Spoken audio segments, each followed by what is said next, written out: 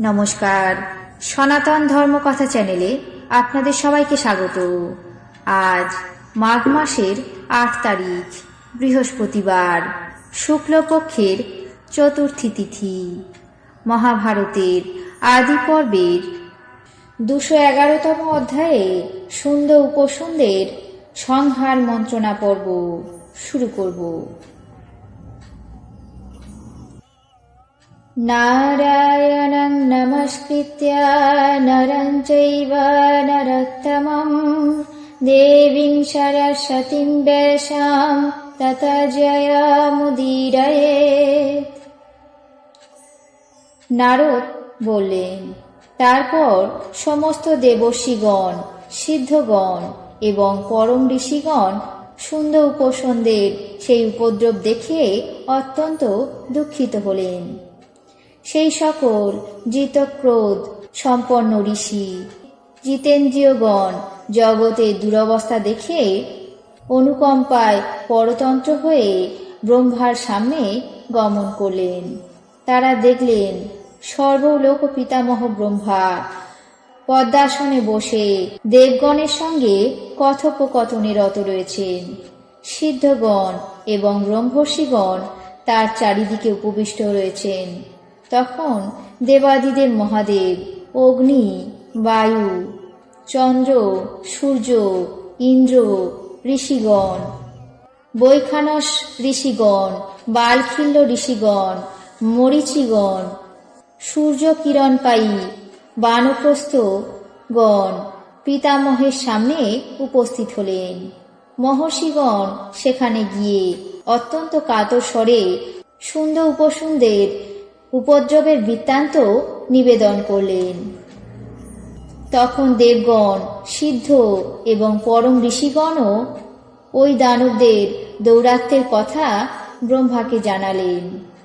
ভগবান ব্রহ্মা তাদের মুখে এমন কথা শুনে বেশ চিন্তিত হয়ে সুন্দ উপসুন্দকে সংহার করবার বাসনায় বিশ্বকর্মাকে আহ্বান করলেন। বিশ্বকর্মা তৎক্ষণাৎ তাদের সামনে উপস্থিত হলেন।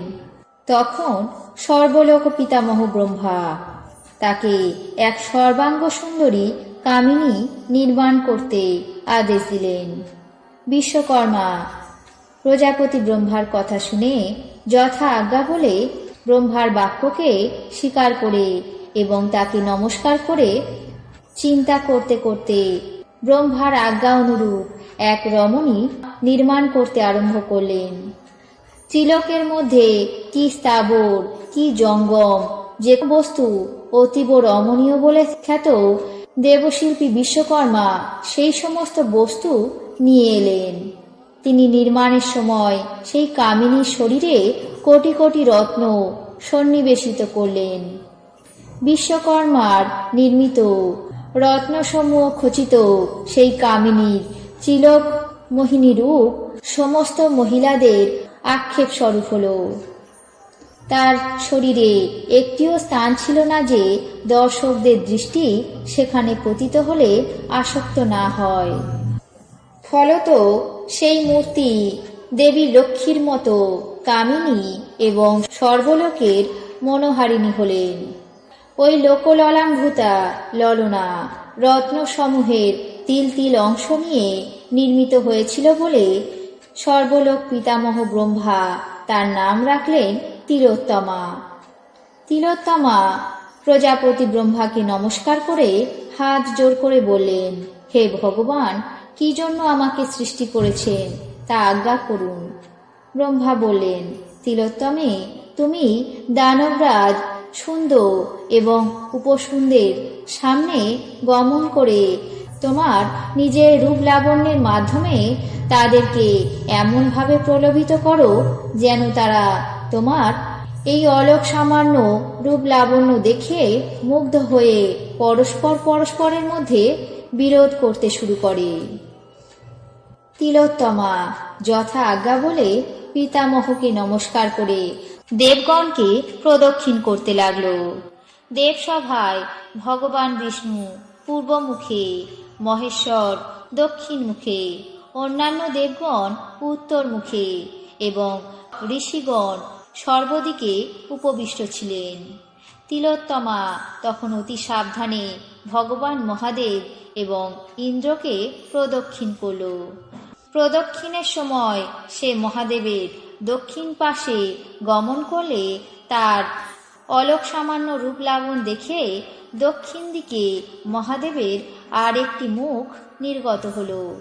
পশ্চাৎ ভাগে গমন করলে পশ্চাৎ ভাগে আরও একটি মুখ নির্গত হল এবং উত্তর দিকে গমন করলে সেদিকেও আরও একটি মুখ নির্গত হল। তখন দেবরাজ ইন্দ্রের সর্বাঙ্গে অতি বিশাল সহস্রলোচন আবির্ভূত হল।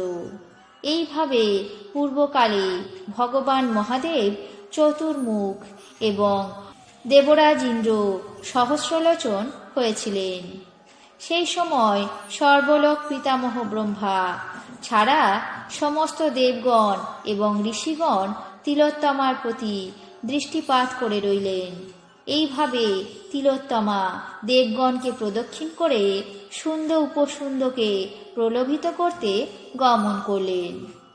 তিলোত্তমা গমন করলে দেবগণ এবং ঋষিগণ তার অত্যন্ত পরম রূপলাবণ্য স্মরণ করে প্রজাপতি ব্রহ্মার অভিসন্ধি সিদ্ধপ্রায়ের জন্য বিবেচনা করলেন। পরিশেষে ভগবান ব্রহ্মা সমস্ত ঋষি এবং দেবগণকে বিদায় দিলেন।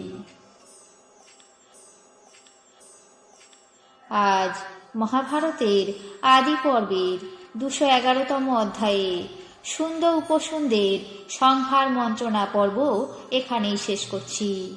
বাকি অংশ আগামী পর্বে পাঠ করে শোনাব। এখন জেনে নেব আজকের দিনের 12টি রাশির রাশিফল। মেষ, রাজনৈতিক অস্থিরতা। বৃষ, সংস্থাগত পরিবর্তন। মিথুন, ব্যবসায় সাফল্য। কর্কট, বিশ্বাসঘাতকতা।